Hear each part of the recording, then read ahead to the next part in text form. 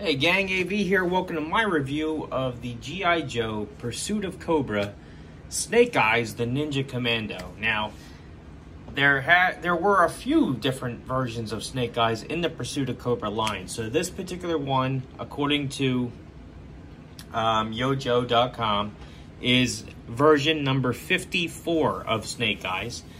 This is arguably the best version of Snake Eyes they ever made, which was also re-released as part of the 50th anniversary line and is going to be out again as the Walmart retro line, which is hitting stores right now, with a few minor maybe minor accessory options, and I know that the newer version has a little bit more paint application. They are still essentially the same figure from what I understand. I will be trying to get my hands on the retro one so that I can do a comparison at a later date, but I have not had a chance to track one down yet, so bear with me on that. But anyway, this is version 54 of Snake Eyes. Here he is in the packaging. He is a blister carded figure, as you can see. You can see the majority of his stuff right there in his packaging. Through the bubble, nice card art right there. Let's flip it over. And we have very nice card art on the back as well. He's part of the Desert Battle series. This particular figure was 1,101. It also is mirrored there on his file card. And speaking of which, if you'd like to read his file card, maybe feel free to pause the video and do so now.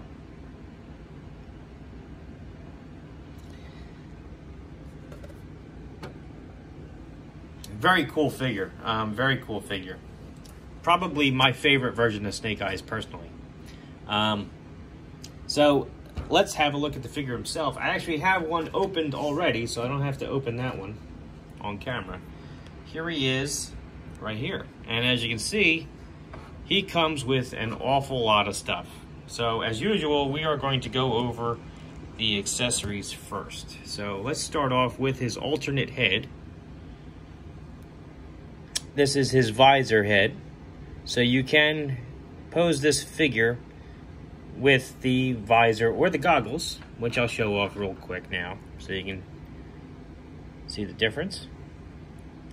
Personally, for this figure, I like the goggle head. I do like the visor head on certain versions of Snake Eyes, but not this one. I prefer the goggles. He comes with a figure base,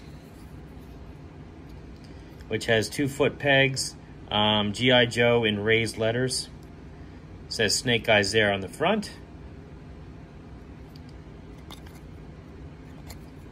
Very good base. Bases are always good to have. He has his little demolitions pouch. There's some nice molded detail there for the pockets. It's a little bit pliable, but I wouldn't force it. It is hollow in the back. He comes with his famous Falconer sword, which is not painted. Oops.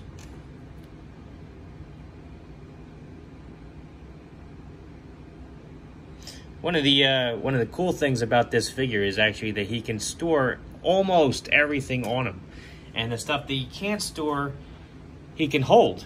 So it's very cool. You can, even though he comes with an awful lot of stuff, none of it really goes to waste. The only exception is maybe the alternate head and maybe one of the pistols, but other than that, he has a sword and a sheath. The sword has a painted blade. And we will fully gear him up at the end of the review. So here is another sword and sheath. And this also has a painted blade.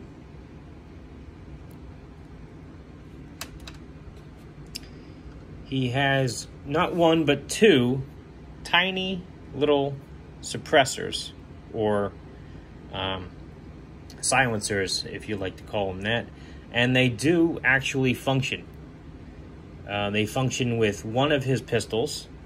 It has a slight peg coming out of the barrel there, as you can see. Let's just go over the pistol while I have it in my hand. It's nicely detailed, and it will plug onto the silencer or suppressor, whichever you prefer. So it does kind of function. Not literally, but you know, you get the idea.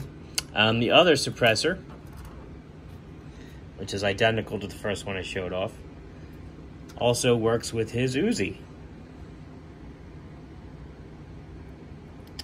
which has some nice detail on that as well.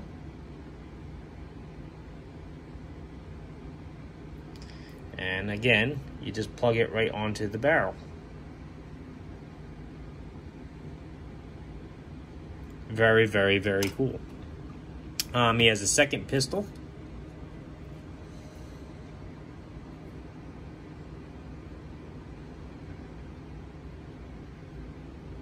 which he does not have a holster for this one, unfortunately.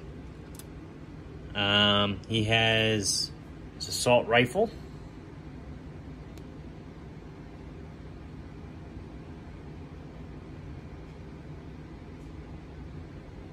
Which is very nice. And he has two knives, both of which have storage on the figure. And these are identical.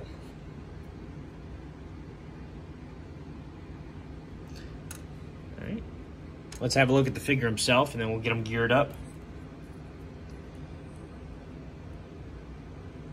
Really, really nice detail on this guy. He's got the Arashikage emblem there on his right shoulder.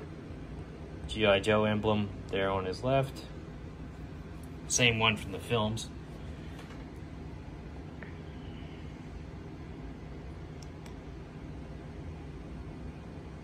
These are elastic.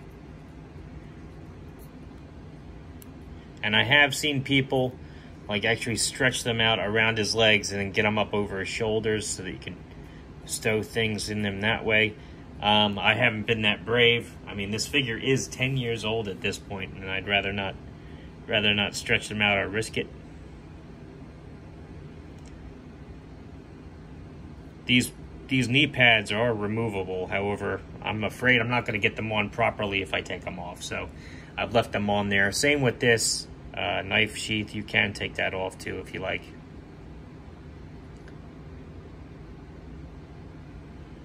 And the harness, of course, you can take off as well. Very cool figure, very cool. Let's go over his articulation. His head is on a ball joint. Can do a full 360. He can look down a little bit, but not really up, just from the shape of his neck. His arms do a full 360. They go up about that high, so very good. Nothing at the bicep. His elbows can do a full 90 degrees and they rotate 360. His wrists rotate full 360 degrees and they pivot down and up. He does have an ab crunch swivel, but it is a little hindered by his harness. It's in there. You can get a little bit of a twist out of it, but not much else going on there. His legs can go up about that high, back about that far, out about that far. He's got double jointed knees. You can get his heel back really far. He's got a rotation there at the ankle. Point his toes down about that far, and he can point them up about that high. Very cool. Very good articulation on this guy. A little hindered at the waist, but not too bad. Let's get him geared up. So he's got this knife sheath up here. That'll plug in a knife. And it holds in there very securely. It's not coming out. Second knife sheath is down here at his ankle. Again, it fits in there very securely. It's not coming out. He has his gun holster here. I usually take the one that accommodates the silencer, and I plug that one into his holster right there. It's in there securely, not coming out. In the front of his holster, he has a spot for the silencer to plug in. So you can just slide that in there. So you have storage for the silencer and the pistol. Very cool. And let's get his swords on. The one can plug in here into his back. The other one plugs in here at his belt.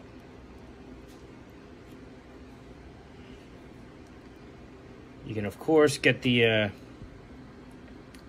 satchel charges up over his shoulder. Because of the nature of it, you can only fit it over the one shoulder, and it's not going to really stay there that well. That's where it's supposed to go. So once you get the guy in a proper pose, you can just drape it on there. And it'll stay well enough, but just to prevent losing it, I usually just put it up and over one of these sword sheaths. So you can just hang it on his back.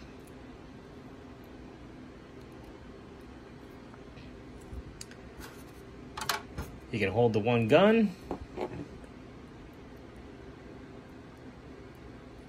We'll give him the Uzi because that's his signature. And you can hold his falconer sword.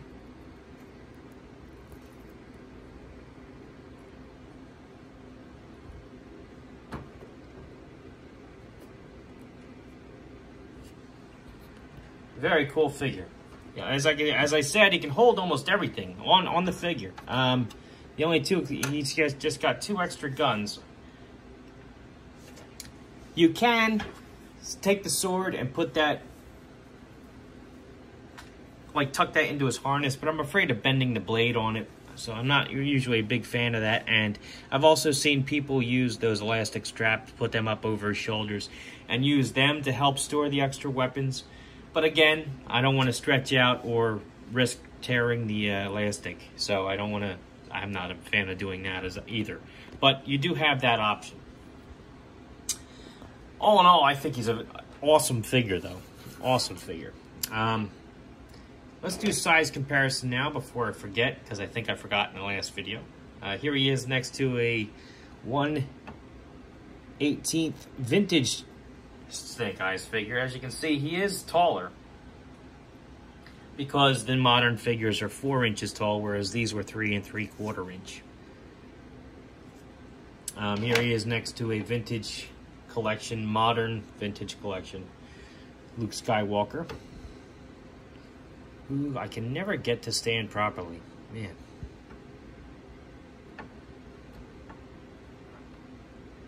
I think it's just because his feet are too small. I'm not sure.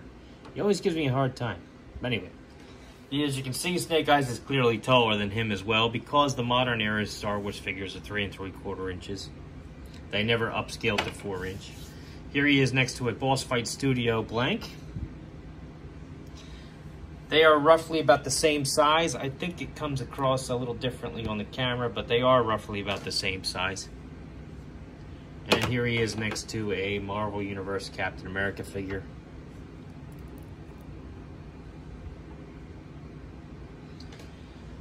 Who is just slightly taller, but they are a compatible size together. So, as you can see, he is going to fit in great with your other 1/18 scale figures, including Marauders, Joy Toy, and any others that I haven't mentioned or shown off.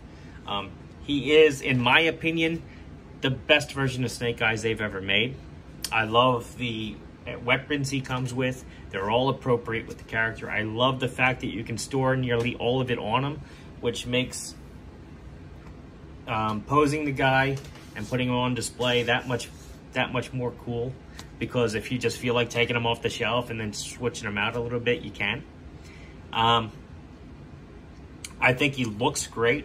His posability is excellent, despite the fact that he has so much going on. The lack of paint apps on the guy really isn't that big of a deal. It's Snake Eyes. He's supposed to be in a stealth type suit, so he doesn't need a lot of paint going on. I do love the fact that he's got the gray knee pads. It helps break it up a little bit. I like also the 2 tones of gray that they used. Also helps to break it up and gives you the sense of different types of fabric are involved. I really can't, I can't come up with enough good things to say about this figure. I really can't. I mean, there's a reason why he is so popular, and it's because he's awesome.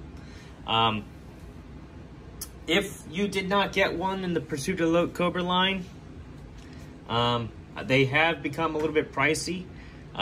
If you didn't get the 50th anniversary version, they have become a little bit pricey. Do not pass up on the chance to get the retro one in Walmart. It's a great figure to have, and if you're a fan of the 1/18th scale figures, probably why you're watching my channel, don't pass up on your opportunity to get this guy. He's out there now. He's just going to become more out there, and he ain't going to be out there for long. So track one down while you can. So anyway, this has been AV. If you like this video, check out my channel. If you like what you see there, then please subscribe. And as always, thanks for watching.